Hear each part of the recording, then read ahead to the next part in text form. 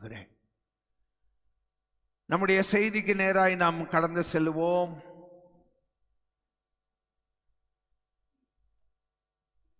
ஏசாயா தீர்க்கதரிசியின் புஸ்தகம்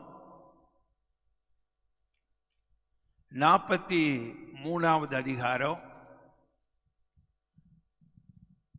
4வது வசனம். நீ என் பார்வைக்கு அருமையானபடியினால் கனம் பெற்றாய், நானும் உன்னை சிநேகித்தேன். ஆதலால் உனக்கு பதிலாக மனுஷர்களையும் உன் ஜீவனுக்கு ஈடாக ஜனங்களையும் கொடுப்பேன். ஜெபம் பண்ணுவோம். எல்லாரும் சொல்லுங்க, ஏசப்பா என் கூட பேசுங்கன்னு கேளுங்க. ஆண்டவர் நம்மோடு கூட பேசுவார். மகா இரக்கமும் கிருபையும் உள்ள எங்கள் அன்பின் ஆண்டவரே, பேசுகிற தெய்வமே, உங்க பரிசுத்த நாம மகிமைப்படுவதாக. கிருபை நிறைந்த உங்க அற்புத முகத்தை நோக்கி பார்க்கிறோம். பேசுகிறது நீங்கள் அல்ல என்று சொன்னீங்க. பரிசுத்த ஆவியானவரே, அடிமையை ஆளுகை செய்யும்படிக்கு ஜெபிக்கிறேன். அடிமைக்கு உங்க ஒத்தாசை தேவை, உங்க கிருபை தேவை. உங்களை எல்லாமலே நாள் எதுவுமே கூடாது. நீங்க தான் பேசணும். உங்க பிள்ளைகளுடைய உள்ளங்களையும் நல்ல நிலங்களாய் கர்த்தர் மாற்றுங்க. விருத்த சேதனம் பண்ணப்பட்ட நிலமாய் மாற்றுங்க. நல்ல ஆவிக்குரிய செய்தியை தாங்க. எங்க வாழ்க்கையில 100% மாற்றங்கள் உண்டாகணும். இயேசுவின் நாமத்தில் பிதாவே, ஆமென். வாசிங்க.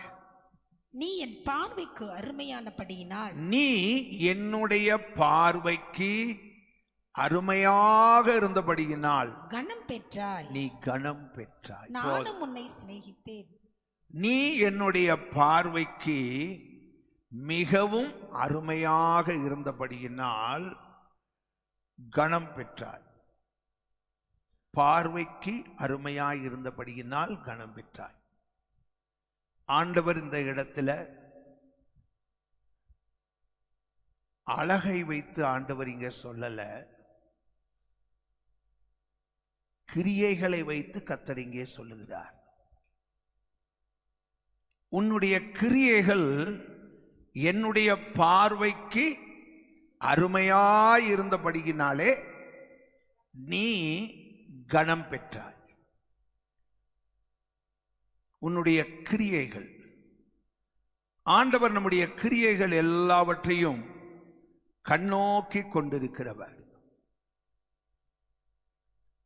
நம்முடைய கிரியைகள், நம்முடைய நினைவுகள், நம்முடைய சிந்தைகள், நம்முடைய எண்ணங்கள், நம்முடைய தோற்றங்கள் எல்லாமே ஒண்ணுதான். எல்லாவற்றையும் கர்த்தர் அறிந்திருக்கிறார். இந்த இடத்துல ஆண்டவர் சொல்லும் போது சொல்லுகிறார், உன்னுடைய கிரியைகள் எனக்கு அருமையாயிருந்தபடியினால். இதுதான் அர்த்தம். உன்னுடைய கிரியைகள் எனக்கு அருமையாயிருந்தபடியினாலே நீ என்னிடத்திலே கனம் பெற்றாய். சொல்லுவாங்க தெரியுமா, கொட்டு வாங்கினாலும் மோதிர கையால கொட்டு வாங்கணுமா. எப்படி வாங்கணும்? ஆமா, சூம்பின கையால இல்ல, மோதிர கையால. சிலர் கைய வச்சாலே எல்லாமே நாசமா போகும். நம்ம உலகத்திலேயே சிலரை பார்க்கிறோம். தலையில யார் தலையிலையாவது கைய வச்சா அடுத்தது அவன் முடிஞ்சிட்டான்னு அர்த்தம் இல்லையா? ஆமா, அப்படிப்பட்ட கையினாலே அல்ல. கொட்டு வாங்கிறது தப்பு இல்ல, மோதிர கையால கொட்டு வாங்கணுமா. அதை ஒரு ஆசீர்வாதமாக சொல்லுகிறாங்க இல்லையா? கனம் பெறுவது என்று சொல்லுவது, 1000 பேர் நம்மை கனப்படுத்தி பேசலாம், 1000 பேர் நம்மை கனப்படுத்தலாம். மொர்தெகாயை ஆமான் கனப்படுத்தினான். ராஜாவினுடைய வார்த்தைக்கு கீழ்ப்படிந்து, உத்தரவின்படி இல்லையா? ஆமான் மொர்தெகாயை கனப்படுத்தினான். கனத்துக்குரிய காரியங்கள் எல்லாவற்றையும் செய்தான். ஆனால் ஆள் மனதில் இருந்து அதை செய்யவில்லை இல்லையா? கனப்படுத்தினான், ஆனாலும் கூட உள்ளத்தின் ஆழத்திலிருந்து அதை செய்யல. ஆனால் நம்முடைய ஆண்டவர் நம்மை கனப்படுத்தணும். அவர் நம்மை கனப்படுத்துவது என்று சொல்லும்போது நம்முடைய கிரியைகளின் அடிப்படையில் அவர் கனப்படுத்துகிறார். எதன் அடிப்படையில்? நம்முடைய கிரியைகள், நம்முடைய செய்கைகள், இவைகளின் அடிப்படையில் தான் கர்த்தர் நம்மை கனப்படுத்துகிறார். ஆண்டவர் நம்முடைய கிரியைகளை மிகவும் உன்னிப்பாய் கவனிக்கிற தேவன். மிகவுமே உன்னிப்பா கவனிப்பார்.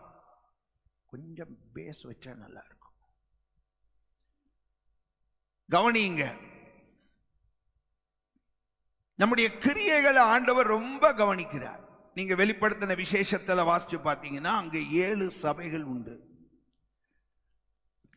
எபேசு சபையில இருந்து லவோதிக்கேயா சபை வரைக்கும், கடைசி சபையாகிய லவோதிக்கா சபை வரைக்கும் நீங்க கவனிச்சு பார்த்தீங்கன்னா ஆண்டவர் சொல்லுகிறார், உன் கிரியைகளை நான் அறிந்திருக்கிறேன், உன் கிரியைகளை நான் அறிந்திருக்கிறேன். இப்படியே பார்த்தீங்கன்னா 7 சபைகளுக்கும் சொல்லுகிறார். சபைன்னா யாருங்க? சபை என்றால் நான் தான். சபை என்றால் யாருங்க? நான் தான். கட்டடம் சபை அல்ல, நான் தான் சபை. ஆமென். அப்படியானா 7 சபைகளுடைய கிரியைகள் என்று சொன்னால் 7 சபையில இருக்கிற அந்த ஒவ்வொரு நபருடைய கிரியைகளையும் கர்த்தர் அறிந்திருக்கிறார். அறிந்திருக்கிறார் என்றால் அப்ப நம்முடைய கிரியைகளை அவர் எந்த அளவுக்கு கண்காணிக்கிறார். ஆமென். He is watching. ஆமென். நம்முடைய ஒவ்வொரு கிரியைகளையும் அவர் கண்ணோக்கி கொண்டே இருக்கிறார். ஆமென். இங்கே ஆண்டவர் சொல்லும்போது சொல்லுகிறார், நீ என் பார்வைக்கு அருமையாக இருந்தபடியினால். அதனுடைய அர்த்தம் என்ன? உன்னுடைய கிரியைகள் அத்தனையும் எனக்கு அருமையாய் இருந்தபடியினாலே நீ என்னிடத்திலே என்ன செய்தாய்? கனம் பெற்றாய். நம்முடைய கிரியைகளை அவர் கண்காணிக்கும்படிக்கு, கவனிக்கும்படிக்கு ஆண்டவர் நாம் கிரியை செய்வதற்கு ஒவ்வொரு வாய்ப்புகளை நமக்கு கொடுக்கிறாரு. சரியா? நமக்கு ஒரு வாய்ப்பை கொடுக்கிறார். நம்முடைய கிரியைகள் எப்படி இருக்கு என்பதை கண்காணிக்க கர்த்தர் வாய்ப்புகளை கொடுக்கிறார். வேதத்தில் ஆண்டவர் அப்படி வாய்ப்பு கொடுத்த ஒரு மனிதனை முதலாவது சொல்ல விரும்புகிறேன். வாசியுங்கள் 2 நாளாகமம் 1வது அதிகாரம் 11-12 வசனங்கள். 2 Chronicle chapter 1 verses 11 and 12. அப்பொழுது தேவன் சாலமோனை நோக்கி இந்த விருப்பம் உன் இருதயத்தில் இருந்தபடியாலும் நீ ஐஸ்வர்யத்தையும் சம்பத்தையும் கனத்தையும் உன் பகைஞரின் பிராணனையும் நீடித்த ஆயுசையும் கேளாமல் நான் உன்னை அரசாள பண்ணின என் ஜனத்தை நியாயம் விசாரிக்கத்தக்க ஞானத்தையும் விவேகத்தையும் நீ கேட்டபடியினாலும் ஞானமும் விவேகமும் தந்திருக்கிறதும் அல்லாமல் உனக்கு முன் இருந்த ராஜாக்களுக்காகிலும் உனக்கு பின் இருக்கும் ராஜாக்களுக்காகிலும் இல்லாத ஐஸ்வர்யத்தையும் சம்பத்தையும் கனத்தையும் உனக்கு கனத்தையும் நான் உனக்கு தருவேன் என்றார். ஐஸ்வர்யம், சம்பத்து, கனம் இவைகள் எல்லாவற்றையும் நான் உனக்கு தருவேன். இதுல ஐஸ்வர்யம், சம்பத்து, கனம் இது மூணுலையுமே கனத்துக்குரியது. இது மூணுலையுமே உன்னதமானது. கர்த்தரிடத்திலே இருந்து நமக்கு வருகிற கனம்தான். கர்த்தரிடத்திலே இருந்து நமக்கு கிடைக்கிற கனம் இருக்கு பாருங்க, அதுதான் உன்னதமானது. கர்த்தரிடத்திலே இருந்து நமக்கு கிடைக்கிற அந்த கனம் என்பது உன்னதமான ஒன்று. இங்க நீங்க கவனிச்சு பார்க்கணும், சாலமோன் தன்னை குறித்து அவன் என்ன நினைக்கிறான், என்ன சொல்லுகிறான். 1 ராஜாக்கள் 3வது அதிகாரம் 7வது வசனம். நானோ போக்குவரவு அறியாத சிறு பிள்ளையாக இருக்கிறேன். அவன் என்ன சொல்லுகிறான்? நானோ போக்குவரவு அறியாத சிறு பிள்ளையாக இருக்கிறேன். இந்த சிறு பிள்ளையாய் இருக்கும் போது தேவன் அவனை ராஜாவாக ஆக்கினார். சரித்திர ஆசிரியர்கள் சொல்றாங்க அரௌண்ட் 20 years இல்லையா? ஆமா. அப்ப அவன் சொல்லுகிறான், இவ்வளவு பெரிய ராஜ்யபாரத்தை கட்டி காக்க ஆளுகை செய்ய எனக்கு அவ்வளவு ஞானம் கிடையாது. நான் போக்குவரவு அறியாத சிறு பிள்ளையாக இருக்கிறேன் என்று அவன் சொல்லுகிறான். இப்ப அவன் கையில ஆண்டவர் ராஜ்யபாரத்தை கொடுத்துட்டாரு. இப்பொழுது ஆண்டவர் அவனிடத்திலே கேட்கிறாரு. ஒரு நாள் தரிசனமாகி ஒரு இரவிலே, உனக்கு என்ன வேணும் அப்படின்னு கேட்கிறாரு. ஏன்னா அவன் தனக்குள்ளேயே உணர்ந்திருக்கிறான், போக்குவரவு அறியாத சிறு பிள்ளையாக நான் இருக்கிறேன். என் கரத்திலே கொடுக்கப்பட்ட பொறுப்பு ரொம்ப பெரியது. தேசத்தை நான் ஆளுகை செய்ய வேண்டும் என்று அவனுக்கு உள்ளத்தில் ஒரு பாரம். அதை அறிந்த ஆண்டவர் அவனை பார்த்து கேட்கிறார், உனக்கு நான் என்ன செய்யணும் என்று கேட்கிறார். அதற்கு அவன் கொடுக்கிற பதில் என்ன? 10வது வசனத்தை வாசிங்க. சாலமோன் இந்த காரியத்தை கேட்டது ஆண்டவருடைய பார்வைக்கு உகந்த விண்ணப்பமாய் இருந்தது. எப்படி இருந்துச்சா? இதுதான் சொல்ல வரேன். ஆண்டவர் அவனுக்கு ஒரு வாய்ப்பை, அவன் கையில ராஜ்யபாரத்தை கொடுத்தாச்சு. அவன் இருதயம் எப்படிப்பட்ட பக்குவம் உள்ள இருதயம் என்பதை ஆண்டவர் அறிந்து கொள்ள விரும்பினார். இதுதான், உன் கிரியைகள் எனக்கு அருமையாய் இருந்தபடியினால். இங்க 1:10 என்ன சொல்லப்பட்டிருக்கிறது? உன் ஜெபம் எனக்கு அருமையாய் இருந்தபடியினால். உன்னுடைய ஜெபம் எனக்கு அருமையாய் இருந்தபடியினால் அதான் சொல்லப்பட்டிருக்கிறது. உன்னுடைய ஜெபம் எனக்கு உகந்தது. அப்படின்னா என் இருதயத்தை உன்னுடைய ஜெபம் தொட்டுச்சப்பா. எப்படி? உன்னுடைய ஜெபம் ஆண்டவர் கேட்டாரு, நான் உனக்கு என்ன செய்யணும்னு. அவ்வளவுதான். அதற்கு அவன் என்ன சொன்ன? ஆண்டவரே, நான் போக்குவரவு அறியாத சிறியவனாய் இருக்கிறேன். இந்த ஜனங்களை ஆளுகை செய்ய எனக்கு நீர் ஞானத்தை தர வேண்டும். இதை தான் கேட்டான். என்ன கேட்டான்? இது அவனுக்கு அவனுடைய கிரியைகளை அறிந்து கொள்ள ஆண்டவர் கொடுத்த அற்புதமான வாய்ப்பு. அந்த வாய்ப்பை பயன்படுத்தி ஆண்டவருடைய இருதயத்தை தொடும்படியாக ஒரு ஜெபம் பண்ணினான். அது என்ன ஜெபம்? ஆண்டவரே, எனக்கு நீர் இந்த ஜனங்களை ஆளுகை செய்வதற்கு ஞானத்தை தாரும். ஆமென். இதை கேட்ட உடனே ஆண்டவருடைய இருதயத்தை அந்த ஜெபம் அப்படியே டச் பண்ணிருச்சு. அதைத்தான் ஆண்டவர் சொல்லுகிறார். வாசிங்க 1 ராஜாக்கள் 3வது அதிகாரம் 10வது வசனம். சாலமோன் இந்த காரியத்தை கேட்டது ஆண்டவருடைய பார்வைக்கு உகந்த விண்ணப்பமாய் இருந்தது. எப்படி இருந்துச்சா? ஆண்டவருடைய இருதயத்துக்கு உகந்த விண்ணப்பமாய் இருந்தது.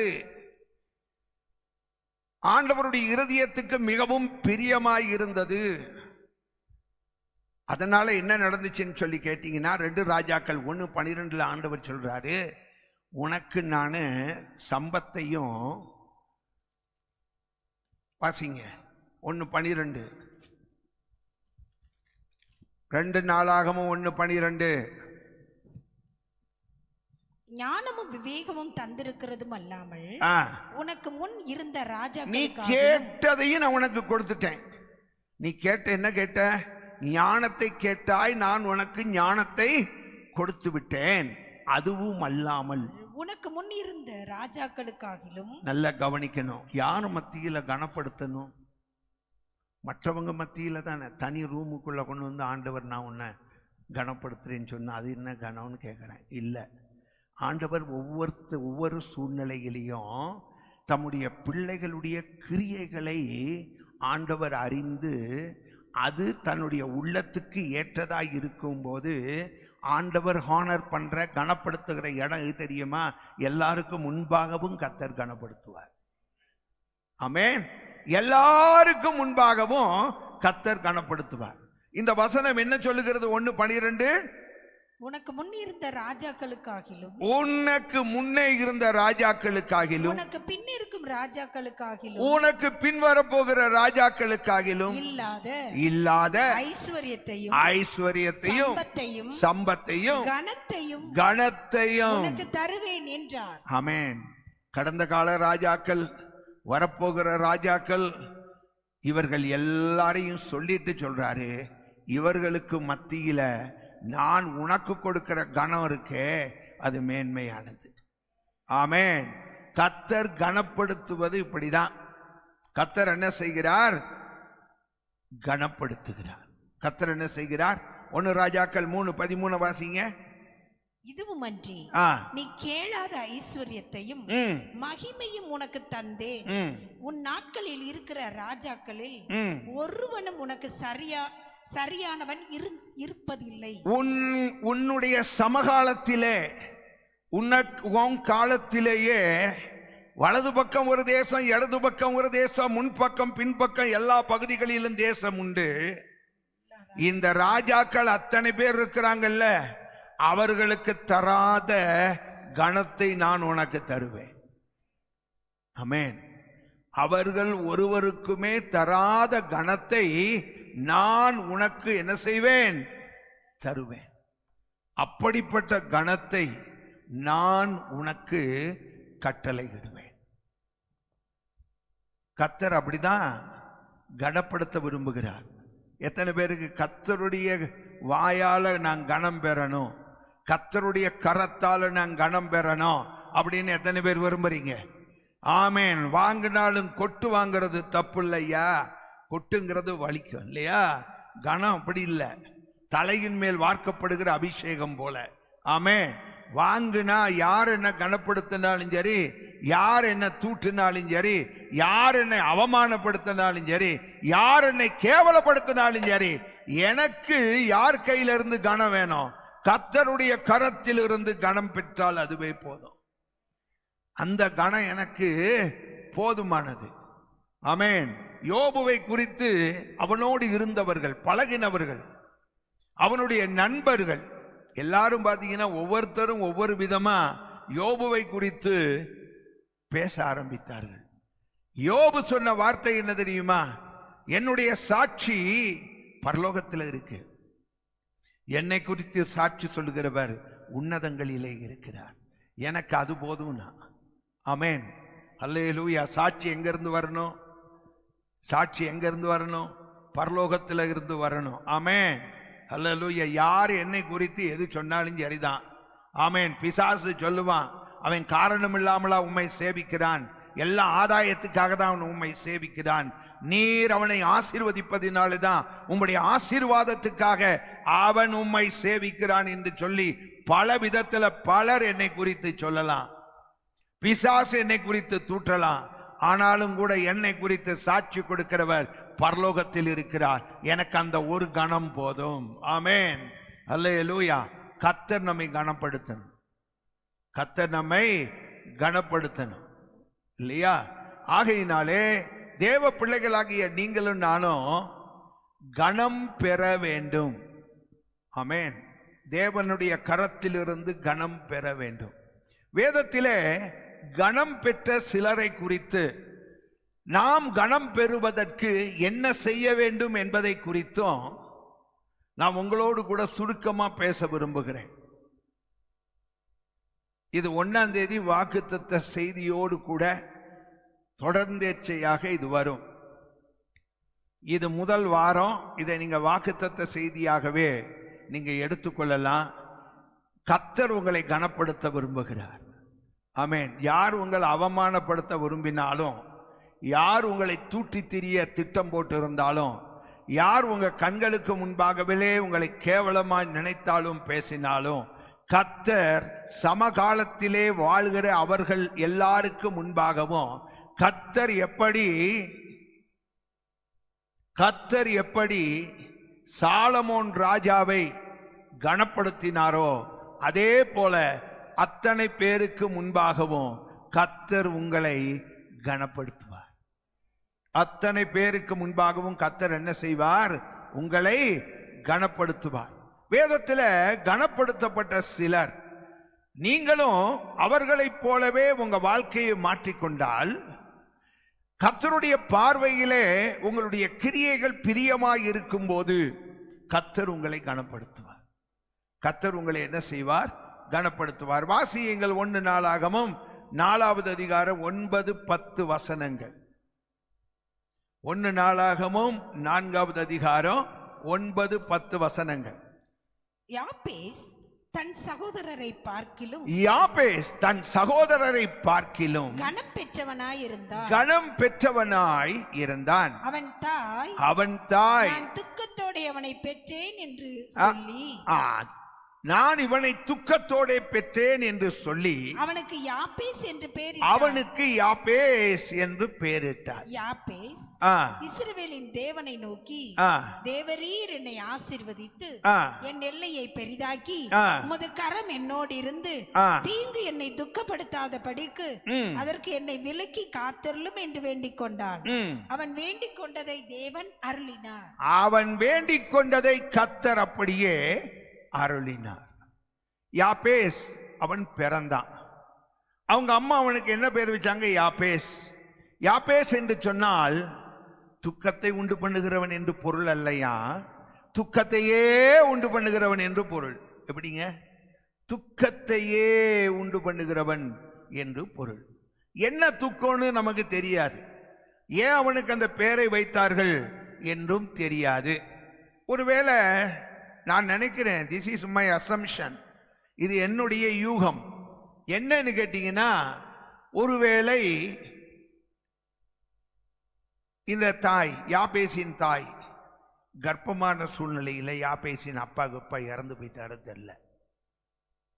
கர்ப்பமான உடனே யாபேஸ் கர்ப்பமான நிலைமையில அப்பா இறந்து போயிட்டாரோ தெரியல, இல்லாட்டி குடும்பத்தில் ஏதாவது ஒரு பெரிய ஒரு இழப்பு ஏற்பட்டுச்சோ தெரியல. பொதுவா அப்படின்னு சொன்னா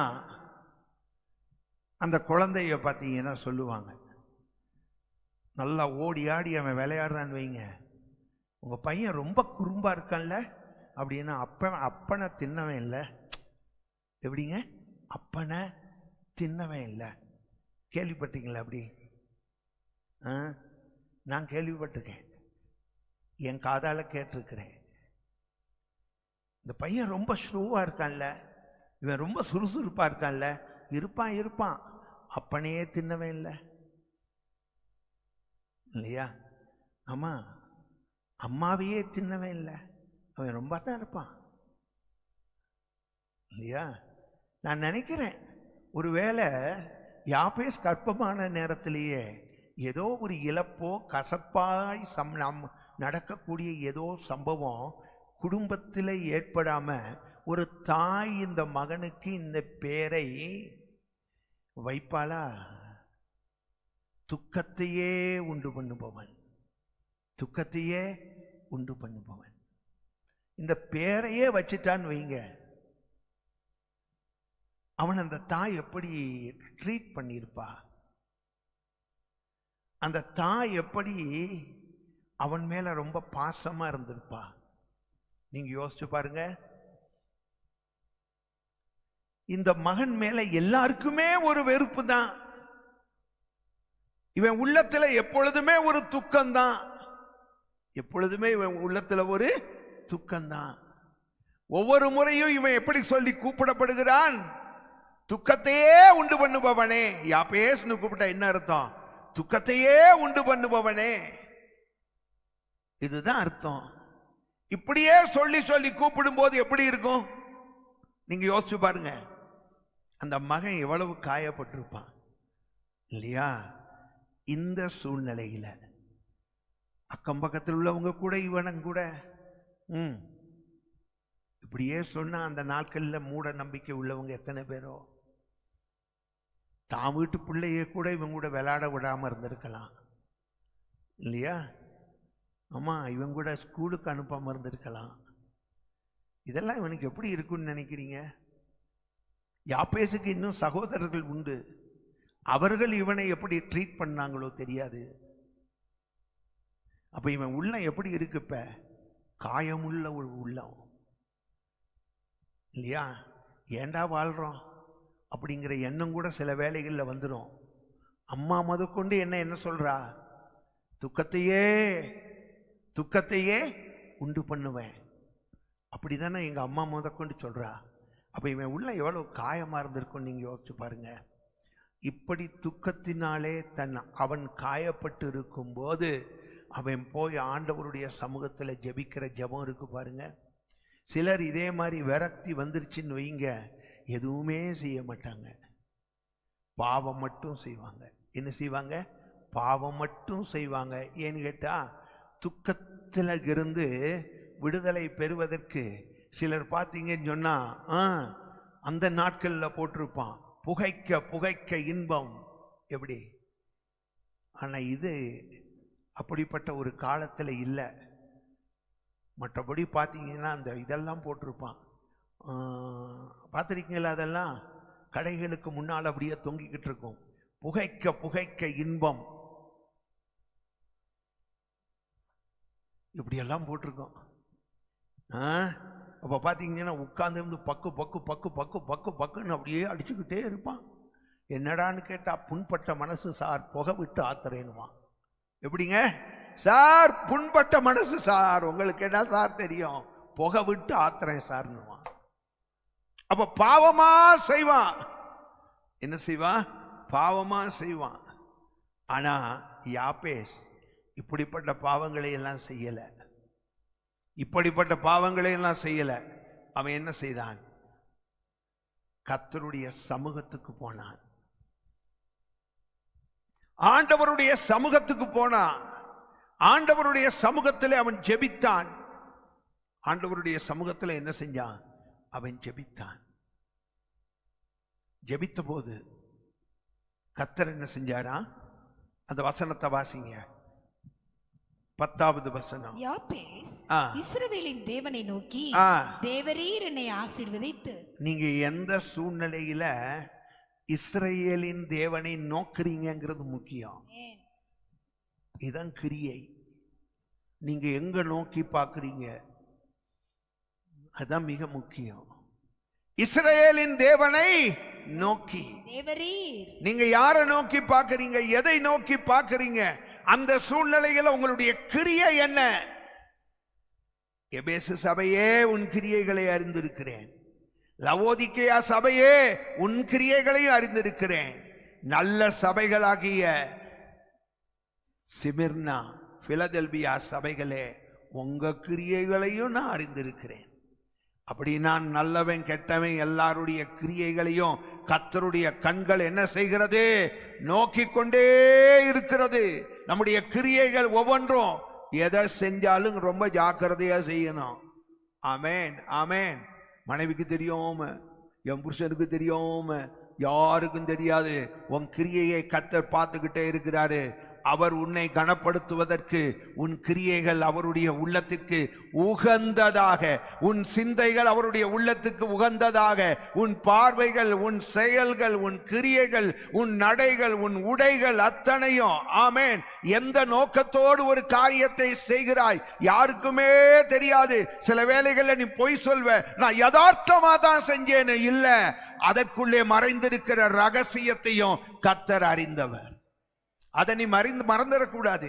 ஆமென். நான் யதார்த்தமா தான் அதை சொன்னேன். இல்ல, நீ எந்த வார்த்தையை சொன்னா அவங்க எந்த விதத்தில் வேதனைப்படுவார்கள், வேதனைப்படுத்தணுங்கிற எண்ணத்தோடு கூட நீ செய்தாய், சொன்னாய், நடந்தாய் என்கிற ஒவ்வொரு கிரியைகளையும் கர்த்தர் அறிந்திருக்கிறார். மொத்தத்தில் உன்னுடைய கிரியைகள் கர்த்தருடைய பார்வைக்கு உகந்ததாக, அருமையாக இருந்தால் நீ கனம் பெறுவாய். ஆமென். நீ என்ன செய்வாய்? கனம் பெறுவாய். கர்த்தரிடத்துல கனம் பெறணும். ஆமென். அந்த கனம்தான் உலகத்துல எல்லா கனத்தையும் விட மேன்மையான கனம். ஹல்லேலூயா. அதை பெறுவதற்கு உன் கிரியைகள் கர்த்தருக்கு முன்பாக எப்படி இருக்கணும்? சொல்லுங்க.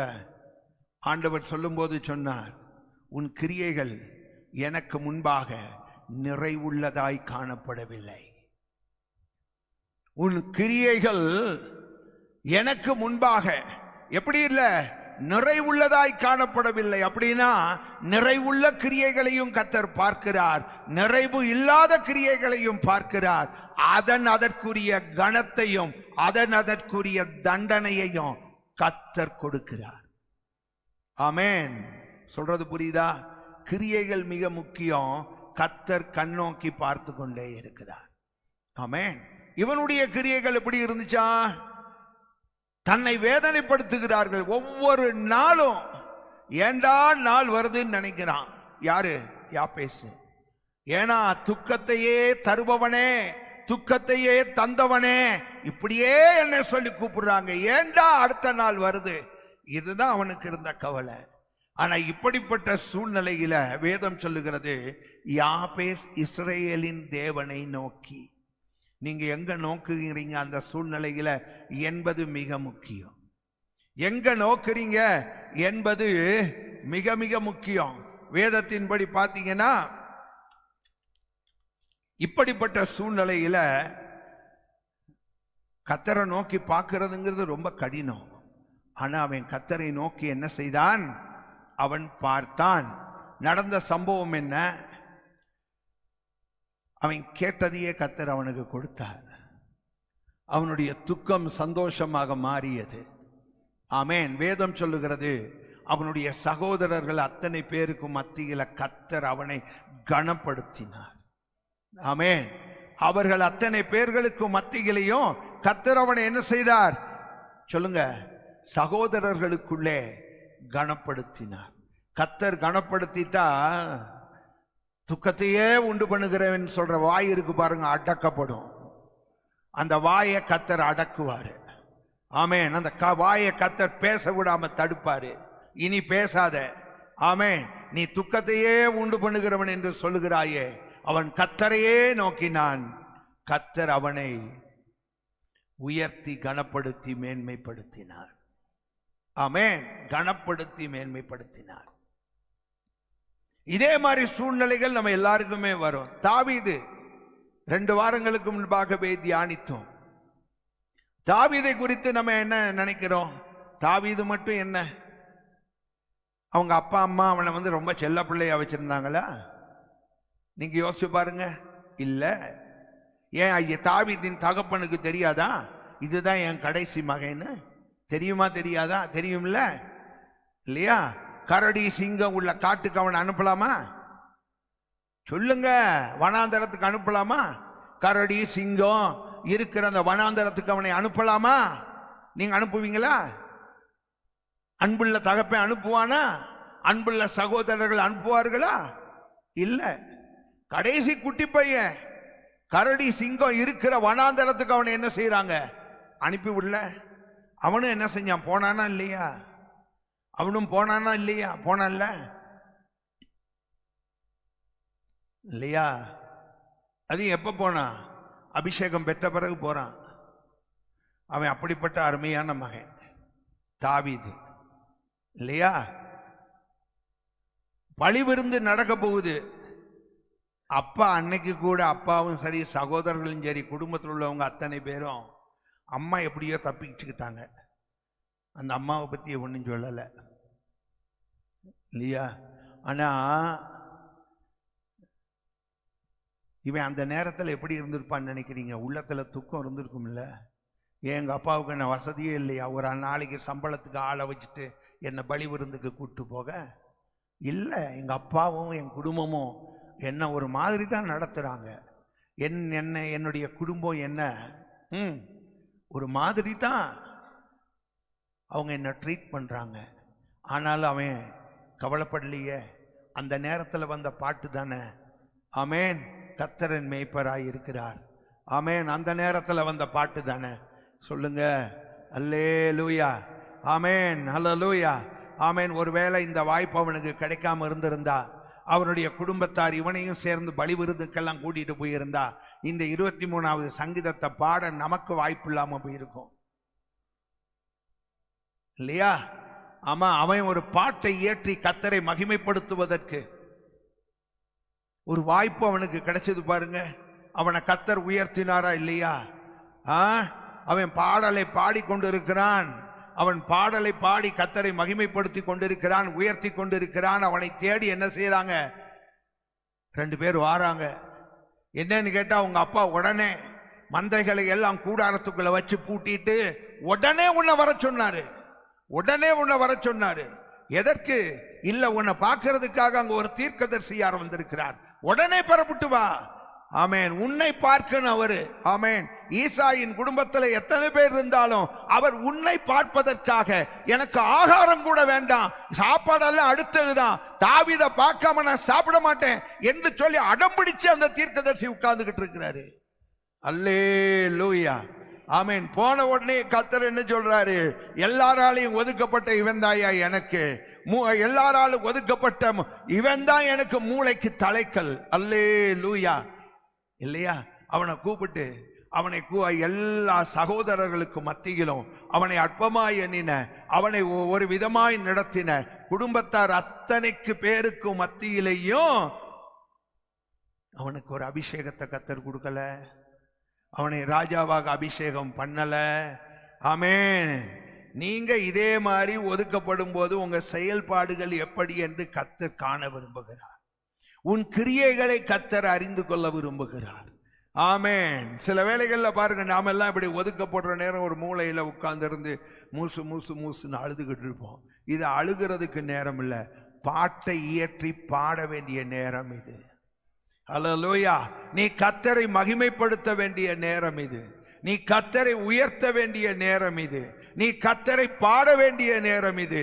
ஆண்டவரை உயர்த்தி கனப்படுத்த வேண்டிய நேரம் இது. அல்லேலூயா. இதெல்லாம் கர்த்தர் உங்களை அவமானப்படுத்தி உங்களை அப்புறப்படுத்தி நத்திங், ஹி இஸ் நத்திங், அவன் ஜீரோ என்கிற நிலைமையில கர்த்தர் உன்னை கொண்டு வந்து வைக்கிறாரோ, அவர்கள் இப்படிப்பட்ட நிலைமைகள் உங்களுக்கு குடும்பத்திலேயோ வேலை செய்கிற இடத்திலேயோ படிக்கிற இடத்திலேயோ எந்த நிலைமைகளிலே ஏற்பட்டாலும், சிலர் பாருங்க உடனே என்ன செய்யறாங்கன்னு கேட்டீங்கன்னா, போறான், எல்லாரும் என்னை அவமானப்படுத்துகிறார்கள், என்னை தற்கொலைக்கு தூண்டுகிறார்கள் சொல்லிட்டு நேரா போய் கதவை மூடிக்கிட்டு கழுத்துல மாட்டிக்கிறான். முட்டாள்கள். தாவீது அதே செஞ்சான். அவனுக்கு எத்தனை மரம் இருந்துச்சு, எத்தனை மரத்தின் கிளைகள் இருந்துச்சு, அங்கேயே அவன் போட்டிருக்கிறான்ல, அவன் அதெல்லாம் பண்ணல. அவன் இஸ்ரவேலின் தேவனாகிய கர்த்தரை அவன் மகிமைப்படுத்தி ஒரு பாடலையை ஏற்றி பாடினான். அவன் பாடிக்கொண்டிருக்கும் போதே அவனுக்கு அழைப்பு வந்தது. கூடவே போனா, அங்க போய் பார்த்தீங்கன்னு சொன்னா எல்லாருக்கும் முன்பாகவும் ஆண்டவர் சொல்லுகிறார், இவனே அந்த மனுஷன், இவனை அபிஷேகம் பண்ணு. அல்லேலூயா. இவன் தான் அந்த மனுஷன். வேதம் சொல்லுகிறது, ஆகாதது என்று தள்ளப்பட்ட கல்லே மூளைக்கு தலைக்கல் ஆயிற்று. அது கர்த்தரால் ஆயிற்று. யாரால் ஆயிற்று? அல்லேலூயா. ஆகையினாலே தேவனுடைய பிள்ளைகளாய் இருக்கிற நீங்களும் நானும் தள்ளப்பட்டுட்டோம். தள்ளப்படுறது நல்லது. ஆமென். தள்ளப்படுறது நல்லது, புறம்பாக்கப்படுகிறது நல்லது, அற்பமாய் எண்ணப்படுகிறது நல்லது. இவைகள் தான் நம்ம ஆண்டவரை மகிமைப்படுத்தவும், எந்த தேவனை நாம் மகிமைப்படுத்துகிறோமோ அவருடைய கரத்திலிருந்து கனத்தை நாம் பெற்றுக்கொள்வதற்கும் அது ஏதுவாக இருக்கும். மூன்றாவதாக நீங்க இன்னொன்னு பாருங்களேன். அன்னாளை குறித்து நீங்க வேதத்தில் வாசிச்சு பாருங்க. 1 சாமுவேல் 1வது அதிகாரம் 10-11 வசனங்கள். அங்கே சொல்லப்பட்டிருக்கிறது, அவள் மனங்கசந்தாள், மிகவும் அழுதாள். நல்லா கவனிக்கணும். மனங்கசந்தாள், மிகவும் அழுதாள். அந்த சூழ்நிலையிலே கர்த்தரை நோக்கி விண்ணப்பம் பண்ணி. எந்த சூழ்நிலையில நீங்க கர்த்தரை நோக்குங்கிறீங்க என்பதை கர்த்தர் அறிந்து கொள்ள விரும்புகிறார். தேவ பிள்ளைகளுக்கு இவைகள் எல்லாம் தானா வருவதில்லை, கர்த்தர் அறியாமலும் வருவதில்லை. எல்லாம் ஆண்டவருக்கு தெரிஞ்சுதான் வருது. இன்னும் சொல்ல போனா கர்த்தர் அனுமதிச்சுதான் வருது. இல்லையா? அன்னாள் நல்ல ஒரு தேவ பக்தி உள்ளவள், ரொம்ப தேவ பக்தி உள்ளவள். அவளுக்கு பெனினால் மூலமாய் இழிவான வார்த்தைகள் எல்லாம் கடந்து வருது. மலடிங்கிறா இல்லையா? அடுத்தது சொல்றா, என்னதான் உன் புருஷன் பலி மிருகங்களிலே உனக்கு 2 மடங்கு கொடுத்தாலும் உன்னால ஒரு குழந்தை பெற்றுக்க முடியுதா? இப்படியெல்லாம் ரொம்ப இன்சல்ட் பண்ணி பேசுறா, ரொம்ப கேவலமா பேசுறா, காயப்படுத்தப்படுகிறாள் இல்லையா? சீனியர் யாரு? அண்ணாள் தான். ஜூனியர் வந்து சீனியரை ரொம்ப இன்சல்ட் பண்றா. பெண்ணினால் வந்து அவ என்ன பண்ணாலாம்? இஸ்ரவேலின் தேவனாகிய கர்த்தரை நோக்கி, ஆமென், என்ன செஞ்சா? கர்த்தரை நோக்கி, கர்த்தரை நோக்கி. இவையெல்லாம் வரும். இதெல்லாம் கர்த்தர் தம்முடைய பிள்ளைகளுடைய வாழ்க்கையில அனுமதிக்காம வராது. எல்லாமே தேவன் அனுமதித்தது தான். அவள் என்ன செய்தாள்? ஆண்டவரை நோக்கி வேண்டினாள், விண்ணப்பம் பண்ணினாள். 1 சாமுவேல் 2:5 வாசிங்க. திருப்தியாயிருந்தவர்கள் அப்பத்துக்காக கூலி வேலை செய்கிறார்கள், பசியாயிருந்தவர்களோ இனி பசியாயிரார்கள். மலடியாயிருந்தவள் 7 பெற்றாள். எத்தனை பெற்றாளா? 7. ஆமென். மலடியாயிருந்தவள் 7 பெற்றாள். அநேகம் பிள்ளைகளை பெற்றவளோ பலட்சியப்பட்டாள். அப்ப பலட்சியப்பட்டவளுக்கு முன்பாக, பலட்சியப்பட்டவளுக்கு முன்பாக மலடியாய் இருந்தவளை கர்த்தர் கனப்படுத்துகிறார் இல்லையா? அப்ப பலட்சியப்பட்டு இருந்தவளுக்கு முன்பாக, பலட்சியப்பட்டுட்டா. அண்ணன் பெண்ணினால இன்னொரு பிள்ளை பெத்து பாரு, ஐயோ என்னால முடியாதுங்க, என்னால உன்னால முடியாதுல்ல பாருங்க, இதுக்கு பிறகுதான் 6 பெத்து எடுப்பேன். இது கர்த்தர் கொடுத்த கனம், இது கர்த்தர் கொடுத்த கனம். ஆமென். ஒரு காலத்துல அவள் தூட்டினாள், ஒரு காலத்தில் அவள் அவலட்சணமாய் பேசினாள், அவமானப்படுத்தினாள். இதெல்லாம் கர்த்தர் அனுமதிச்சது. கர்த்தர் இவைகளை அனுமதிக்கும் போது நீங்க யாரை நோக்கி பார்க்கிறீங்க என்பதுதான் முக்கியம். சரியா? நீங்க யாரை நோக்கி பார்க்கிறீங்க? அந்த சூழ்நிலையில கர்த்தர் பலமாய் இருந்தவளை பலட்சியப்படுத்தி, பலட்சியப்பட்டவளுக்கு முன்பாக மலடியாயிருந்தவளை 7 பிள்ளை பெற்றெடுக்க கர்த்தர் கிரியை செய்தார். இப்ப அண்ணாள் என்ன தெரியுமா சொன்னா? ஆண்டவரே போதும், ஒண்ணு கேட்டதே தப்பா போச்சு போல, ரொம்பவே கனப்படுத்துறீர். எப்படிங்க ஆண்டவரே? ரொம்பவே கனப்படுத்துகிறீர். அல்லேலூயா, ஆமென். கனநாளும் கனம், கனநாளும் கனம். இது கனம் அல்ல, இது ரொம்ப வெயிட்டா இருக்கு. எப்படிங்க ஆண்டவரே இப்படி கனப்படுத்துறீங்க? அல்லேலூயா. எங்க நோக்கி பார்க்கிறோங்கிறது தான் முக்கியம். ஆமென். என் நெருக்கத்தில் நம் புலம்பல, கர்த்தரை நோக்கி பார்த்தேன். கர்த்தரின் விண்ணப்பத்தை கேட்டு எனக்கு விசாலத்தை ஏற்படுத்தினார். அப்ப பலட்சியப்பட்டவளுக்கு முன்பாக மலடியா இருந்தவள் என்ன செய்தாலாம்? தேவனால் கனப்படுத்தப்பட்டாள். தேவனால் என்ன செய்தால்? கனப்படுத்தப்பட்டாள். இன்னும் ஒருவரையும் சொல்லுகிறேன், வாசியுங்க. அப்போஸ்தலர் நடபடிகள் 7வது அதிகாரம் 55வது வசனம். 7:55. அவன் பரிசுத்த ஆவியினாலே நிறைந்தவனாய் வானத்தை அண்ணாந்து பார்த்து தேவனுடைய மகிமையையும் தேவனுடைய வலது பார்சத்தில் இயேசுவானவர் நிற்கிறதையும் கண்டு, அதோ வானங்கள் திறந்திருக்கிறதையும் மனுஷகுமாரன் தேவனுடைய வலது பார்சத்தில் நிற்கிறதையும் காண்கிறேன் என்றான். அப்பொழுது அவர்கள் உரத்த சத்தமாய் கூக்குரலிட்டு தங்கள் காதுகளை அடைத்துக் கொண்டு ஒருமனப்பட்டு அவன் மேலே பாய்ந்து அவனை நகரத்துக்கு புறம்பே தள்ளி அவனை கல்லெறிந்தார்கள். சாட்சிக்காரர் தங்கள் வஸ்திரங்களை கழற்றி சவுல் என்னப்பட்ட ஒரு வாலிபனுடைய பாதத்தின் அருகே வைத்தார்கள். அப்பொழுது கர்த்தராகிய இயேசுவே, என் ஆவியை ஏற்றுக்கொள்ளும் என்று ஸ்தேவான் தொழுது கொள்ளுகையில் அவனை கல்லெறிந்தார்கள். அவனோ முழங்கார் படியிட்டு, நல்லா கவனிக்கணும், இந்த வசனத்தை வாசிங்க. அவனோ இல்ல, அந்த வசனம் முழுவதையும், அவன் பரிசுத்த ஆவியிலே நிறைந்தவனாய் வானத்தை அண்ணாந்து பார்த்து தேவனுடைய மகிமையையும் இயேசுவானவர் தேவனுடைய வலது வாரிசத்தில் இயேசுவானவர் நிற்கிறதையும் கண்டு. கல்லறிகிற அந்த பகுதியை நான் வாசிக்க அவனை நகரத்துக்கு புறம்பே தள்ளி அவனை கல் எறிந்தார்கள். சாட்சிக்காரர் தங்கள் வஸ்திரங்களை கலற்றி சவுல் என்னப்பட்ட ஒரு வாலிபனுடைய பாதத்தின் அருகே வைத்தார்கள். அப்பொழுது கர்த்தராகிய இயேசுவே என் ஆவியை ஏற்றுக்கொள்ளும் என்று ஸ்தேவான் தொழுது கொள்ளுகையில் அவனை கல்லெறிந்தார்கள். ஆமா, கல்லெறிகிறார்கள், இவனோ தொழுது கொள்ளுகிறான். இதான் முக்கியம். கல்லறிகிற சூழ்நிலையிலே அவன் தொழுது கொள்ளுகிறான். ஆமென். அம்மா, ஆத்தா, எப்பா அப்படி அடிக்கிறீங்க? நல்லா இருப்பீங்களா? நாசமா போயிருவீங்களே, என்னை இப்படி போட்டு அடிச்சு கொள்றீங்களே, இதெல்லாம் சொல்ல. இதெல்லாம் டைம் வேஸ்ட்டு. ஆமென். இதெல்லாம் டைம் வேஸ்ட்டு. அவனுக்கு தெரிஞ்சு போச்சு, இன்னும் கொஞ்ச நேரத்தில் உயிரை விட போறேன், இதுக்கு இடையில கத்தரை தொழுது கொள்வோம். ஆமென். நல்ல எல்லோயா. இதுக்கு இடையில கத்தரை நாம் என்ன செய்வோம்? தொழுது கொள்ளுவோம். கத்தரை தொழுது கொள்ள கல்லறிந்தார்கள். கல்லறிய தொழுது கொண்டான். ஜீவன் போயிற்று. ஜீவன் என்ன செஞ்சது? போயிற்று. முந்தின ஒரு தரிசனத்தை அவன் பார்க்கிறான். கல்லறிகிற அவனை இழுத்து கொண்டு போய் பட்டணத்துக்கு வெளியிலே போடுகிறார்கள். அவன் வானத்தை அண்ணாந்து பார்த்தான். சிங்காசனத்திலே கம்பீரமாய் தேவாதி தேவன், அவருக்கு வலது பரிசத்திலே இயேசு.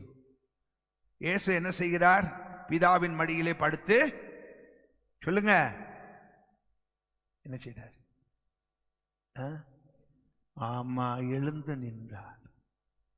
சிங்காசனத்தில் தேவாதி தேவன் உட்கார்ந்து இருக்கிறாரு. வலது பக்கத்திலே இயேசு எழுந்து நிற்கிறார். எதற்காக தெரியுமா?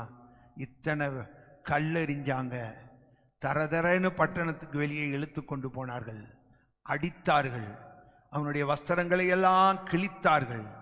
எல்லா இத்தனை அக்கிரமங்களையும் பண்ணினாலும் இவைகளுக்கு மத்தியிலும் என்னை தொழுது கொண்டு இருந்தானே, இவனை வரவேற்பதற்காக என்று சொல்லி பிதாவின் வலது பட்சத்தில் இயேசு கிறிஸ்து எழுந்து நிற்கிறாரு. பாருங்க, இதை காட்டிலும் கனம் என்னங்க வேணும்? ஆமென். அல்லேலூயா. எதுக்காக எழுந்து நின்னாரு? எதற்காக எழுந்து நின்னாரு? ஒருவேளை தூதர்கள் அங்க அவருக்கு சேர் போட அவங்க மறந்துட்டாங்களா? இல்லாட்டி சிங்காசனம் போட மறந்துட்டாங்களா? நீங்க வெளிப்படுத்தின விசேஷம் 3:21 வார்த்தை பாருங்க. நான் ஜெயம் கொண்டு என் பிதாவின் சிங்காசனத்திலே அவரோடு கூட அமர்ந்திருக்கிறது போல.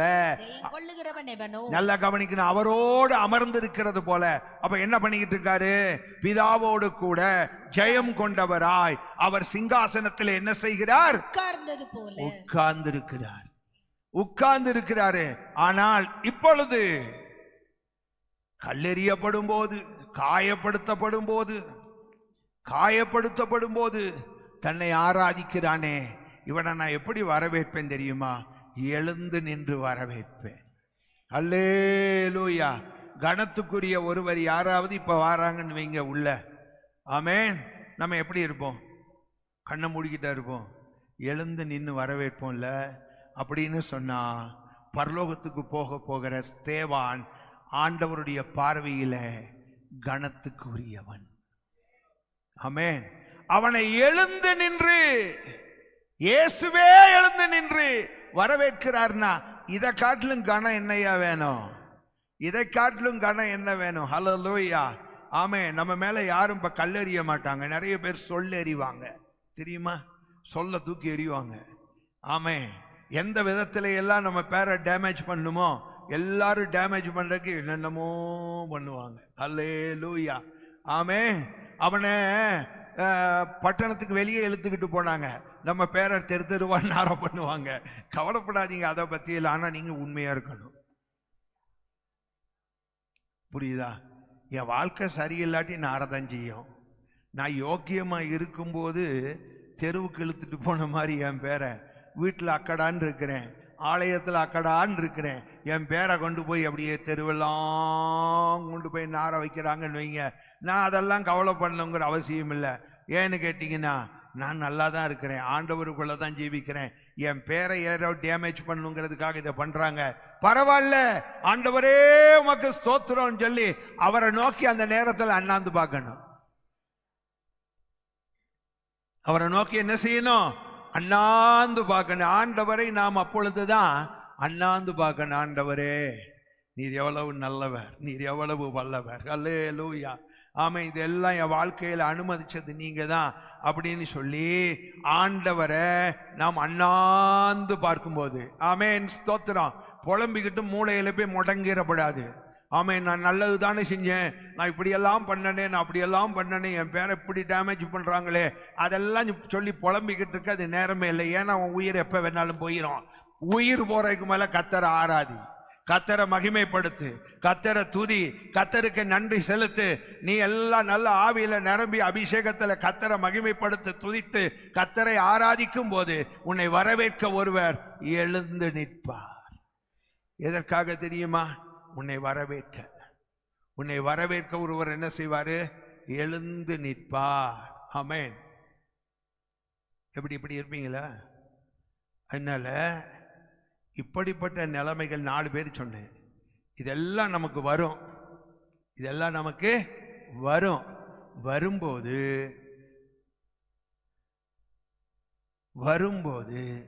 நாம் எந்த விதத்தில் செயல்படுகிறோம் என்பது மிக முக்கியம். எந்த விதத்தில் ரியாக்ஷன் எப்படி இருக்கு? எப்படிங்க? ஒவ்வொரு ஆக்ஷனுக்கும் ஒரு ரியாக்ஷன் இருக்கும்ல. ஆமா, இந்த ஆக்ஷன் எல்லாமே கர்த்தர் நம்ம வாழ்க்கையில் அனுமதிச்சது. இதுக்கு நம்ம எப்படி ரியாக்ட் பண்றோம் இதை கர்த்தர் பார்த்துக்கிட்டே இருக்கிறாரு. உன் கிரியைகள் கர்த்தருக்கு முன்பாக அருமையா இருக்கணும். அல்லேலூயா. நான் சொன்ன 4 பேரும் பார்த்தீங்கன்னா அருமையா இருந்தாங்க. ஆமென். சரி, இப்ப கர்த்தர் தானே நம்ம கனப்படுத்தணும். கர்த்தர் கனப்படுத்தணும்னா இன்னும் ஒரு காரியத்தை சொல்லி நான் முடித்து விடுகிறேன். கரெக்டா 8 மணிக்கு எல்லாமே முடிஞ்சிடும். 1 சாமுவேல் 2வது அதிகாரம் 30வது வசனம்.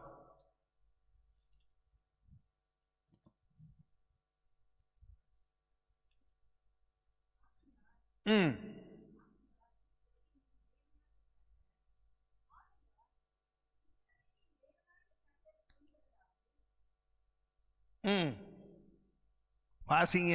ஆகையால் இஸ்ரவேலின் தேவனாகிய கர்த்தர் சொல்லுகிறதாவது, உன் வீட்டாரும் உன் பிதாவின் வீட்டாரும் என்றைக்கும் உன் சந்நிதியில் நடந்து கொள்வார்கள் என்று நான் நிச்சயமாய் சொல்லி இருந்தும் இனி அது எனக்கு தூரமாய் இருப்பதாக. இதுதான் முக்கியமான பகுதி. இப்ப வாசிக்க போறதுதான். என்னை கனம் பண்ணுகிறவர்களை நான் கனம் பண்ணுவேன். நல்லா கவனிக்கணும். என்னை கனம் பண்ணுகிறவர்களை நான் கனம் பண்ணுவேன், என்னை அசட்டை பண்ணுகிறவர்களை கனவீனப்படுவார்கள் என்று கர்த்தர் சொல்லுகிறார். எத்தனை பேர் கர்த்தரை என்ன கனப்படுத்தணும்னு சொல்றீங்க? நல்லாதான் கையை உயர்த்துங்களேன். அல்லேலூயா, ஸ்தோத்திரம். எனக்கெல்லாம் ஒரு ஆசை, யாரும் என்ன கனப்படுத்தவே வேண்டாம் கர்த்தரை தவிர. அல்லேலூயா. காரணம், நீங்க அத்தனை பேரும் ஒரே கையாய் இணைஞ்சி என்னை கனப்படுத்தினாலும் அவர் என்னை கனப்படுத்துவதற்கு ஈடாகாது. ஆமென். அந்த ஒரு கணம் எனக்கு போதும். அதான் உன்னதமானவரின் கணம். ஆமென். இந்த கணத்தை நான் பெறுவதற்கு நான் என்ன செய்யணுமா? ஆண்டவர் சொல்லுகிறார், என்னை நீ கனம் பண்ணினால் உன்னை நான் கனம் படுத்துவேன். என்னை நீ கனம் பண்ணு, நான் உன்னை கனம் பண்ணுவேன். நம்முடைய ஆண்டவர் கணத்துக்கு உரியவர் இல்லையா? நம்முடைய ஆண்டவர் யாருங்க? எல்லா கணத்துக்குமே உரியவர் அவர் மாத்திரமே. ஆமென். அதனாலதான் அவருக்கு பேரு உன்னதமானவர். அவருக்கு மேல ஒருவர் இல்லை. அவருக்கு மேல ஒருவர் இல்லை என்றால் எல்லா கணத்துக்கும் உரியவர் அவர் ஒருவர் மாத்திரமே. என் கூட அதை ஒத்துக்கொள்றவங்க ஒரு அல்லேலூயா சொல்லுங்க பாப்பா. ஆமென். அவர் ஒருவர் மாத்திரமே. ஆனால் அவர் ஒருவர் மாத்திரமேன்னு சொல்லி நம்ம எல்லாருக்கும் தெரியுது இல்ல. ஆனா அவர் ஏன் இப்படி கேட்கிறாருன்னு தெரியல. மல்கியா 1வது அதிகாரம் 6வது வசனம். மல்கியா 1:6. மல்கியா 1:6. குமாரன் தன் பிதாவையும் ஊழியக்காரன் தன் எஜமானையும் கனம் பண்ணுகிறார்கள். அந்த வசனத்தை நீங்க பாருங்க. குமாரன் தன் பிதாவையும் ஊழியக்காரன் தன் எஜமானையும் கனம் பண்ணுகிறார்களே, நான் உங்களுக்கு பிதாவானால் எனக்கு நீங்க கொடுக்க வேண்டிய கனம் எங்கே? போதும். நான் எஜமானனானால் இருக்கா? இல்லை, அவர் கேட்குறாரு, அதனால தான் நான் கேட்டேன். உங்களுக்கும் அவருக்கு இடையில ரகசியமாக இருக்கலாம், எனக்கு தெரியாது. ஆனால் அவர் 2 கேள்வி கேட்டிருக்கிறாரு. நான் உனக்கு பிதாவானால் எனக்கு கொடுக்க வேண்டிய கணம் எங்கே? கொடுக்குறீங்களா? சொல்லுங்க. அப்புறம் நீங்கள் கொடுக்காம, இது எக்ஸ்சேஞ்ச் தான். எப்படிங்க? ஆமாம், நீ கொடுத்தா நான் தருவேன். எப்படிங்க? நீ கொடுத்தா நான் தருவேன். அதுவும் நீ டெபாசிட் பண்ணிட்டேன்னு வையி, எனக்கு கொடுக்க வேண்டிய கணத்தை நான் இன்ட்ரெஸ்டோட தருவேன். நான் இன்ட்ரெஸ்டோட தருவேன். நீ மறந்துட்டேன்னு வச்சுக்கோ, நீ கனவீனம் பண்ணப்படுவாய். நீ கனவீனம் பண்ணப்படுவாய். புரியுதா? அப்ப நான் பிதாவானால் எனக்கு கொடுக்க வேண்டிய கணம் எங்கே?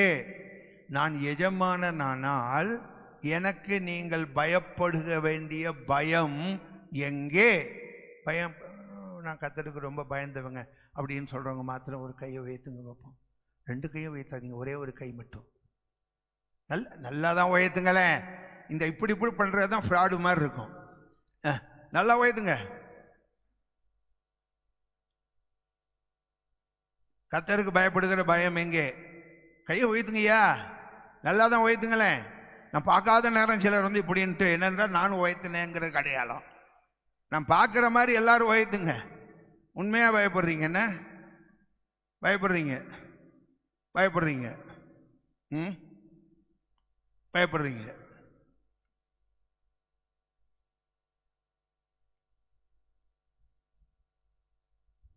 உண்மையாக பயந்தீங்கன்னா எப்படிங்க இருக்கக்கூடாத இடத்துல இருக்கிறீங்க?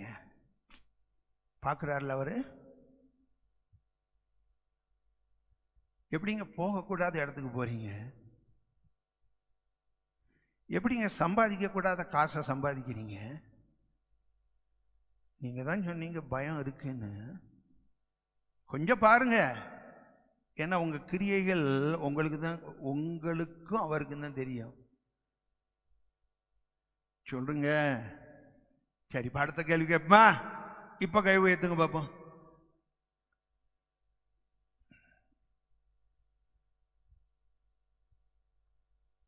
இன்னும் ஒரு கையுமே காணும். இதுக்கு பேர் தான் 420.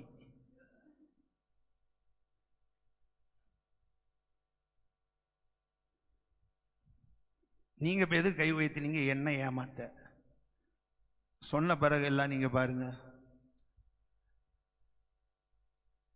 சொல்லுங்க. நான் பிதாவானால் எனக்கு கிடைக்க வேண்டிய கணம் எங்கப்பா?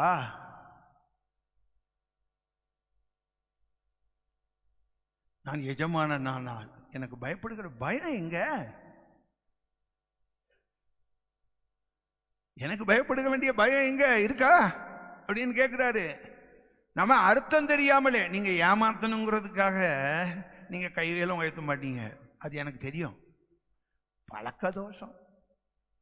அப்படி ஒரு நினைப்பு. நான் ரொம்ப பயந்தவன் கர்த்தருக்கு, நான் ரொம்பவே கர்த்தரை கனப்படுத்துகிறேன் அப்படின்னு நமக்கு ஒரு நினைப்பு. நான் கர்த்தருக்கு பயப்படுறவனா இருந்தா என் கையில் வர்ற ஒவ்வொரு பணமும் கர்த்தர் கொடுக்கிற பணமா இருக்கணும்.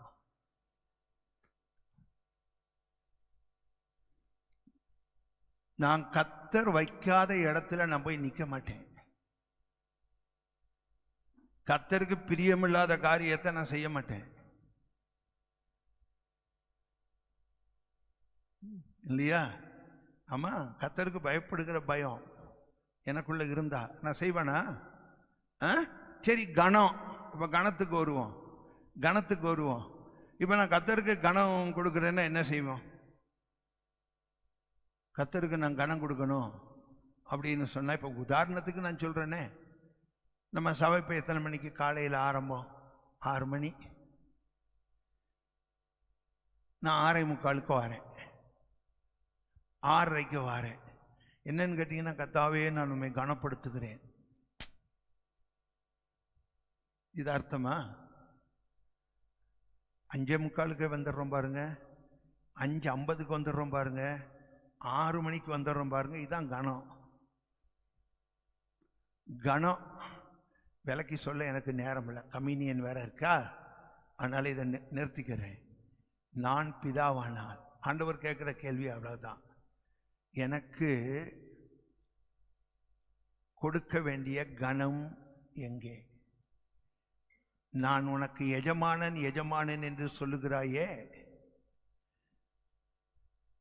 எனக்கு பயப்பட வேண்டிய பயம் எங்கே இருக்கா? பிரசங்கத்தை நம்ம அடுத்த வாரம் தொடரலாம். நமக்கு தான் எபிசோடு பழக்கம் ஆயிடுச்சுல்ல.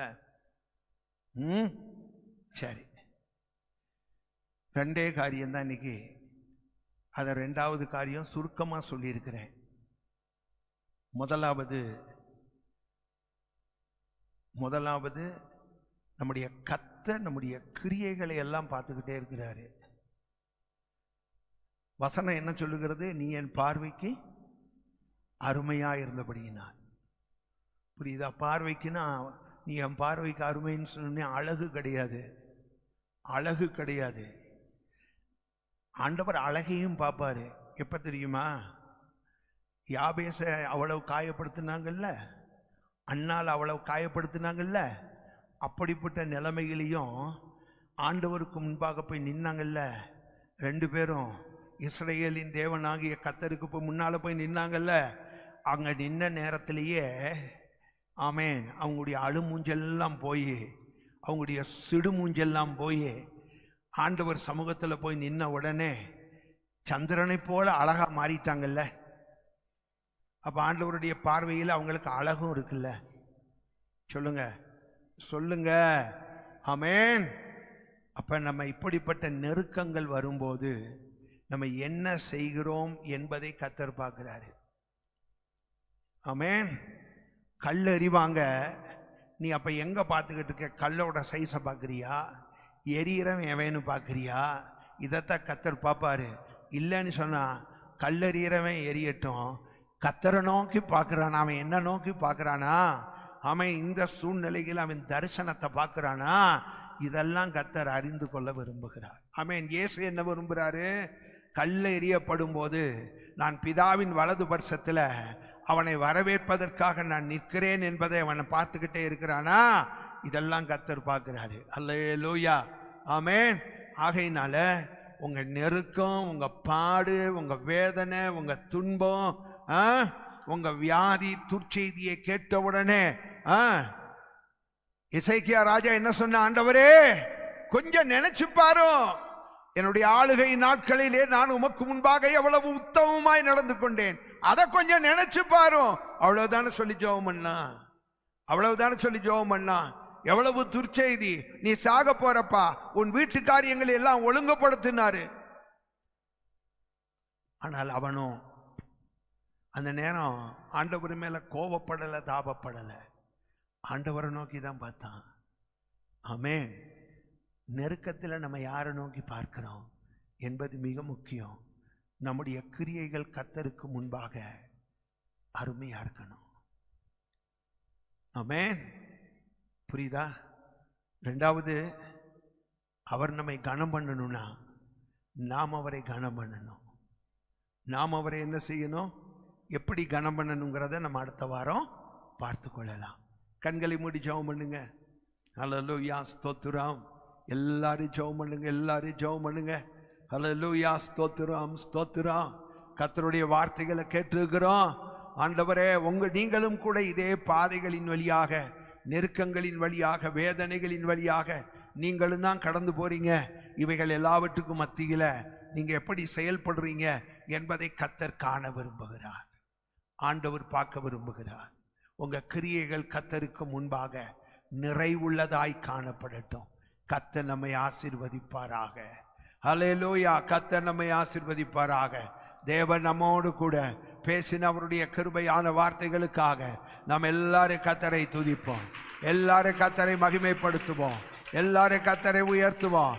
ஆண்டவர்கிட்ட சொல்லுவோம், ஆண்டவரே என் பார்வை என்னுடைய கிரியைகள் உமக்கு முன்பாக அருமையா இருக்கணும் ஆண்டவரே. ஹல்லேலூயா.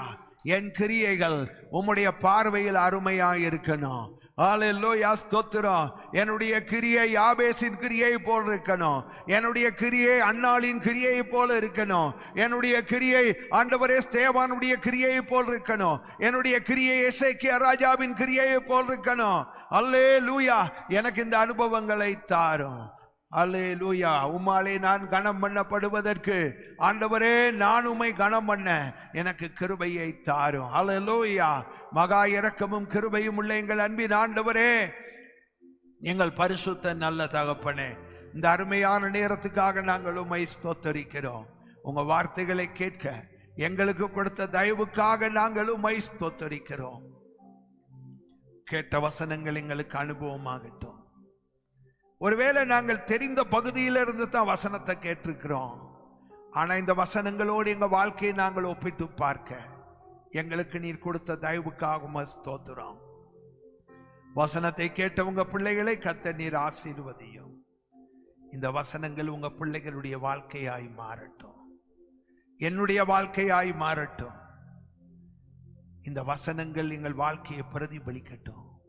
உங்கள் நாமம் மகிமைப்படுவதாக. திருவிருந்து ஆராதனை ஆசீர்வதிங்க. இயேசுவின் நாமத்தில் பிதாவே, ஆமென், ஆமென்.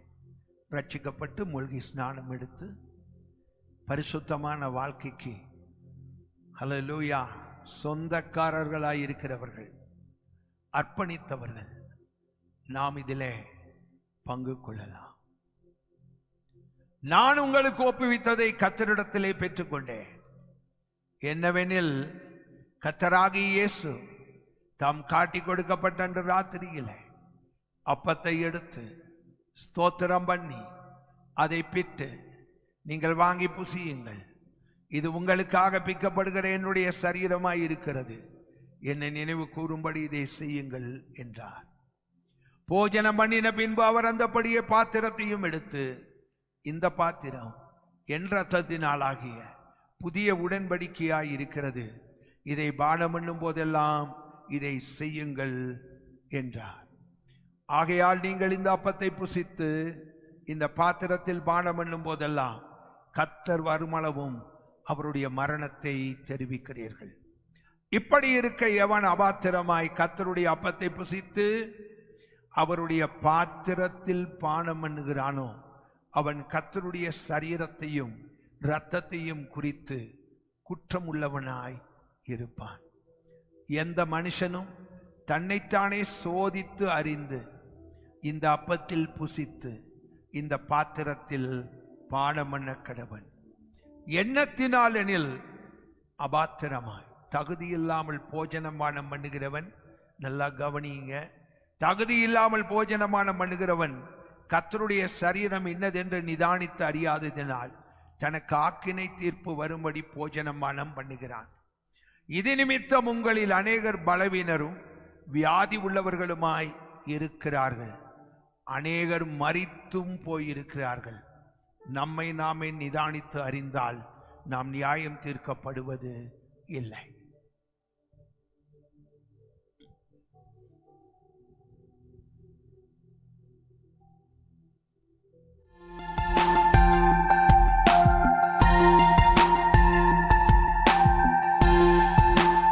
இயேசு தாம் காட்டி கொடுக்கப்பட்ட அன்று ராத்திரியிலே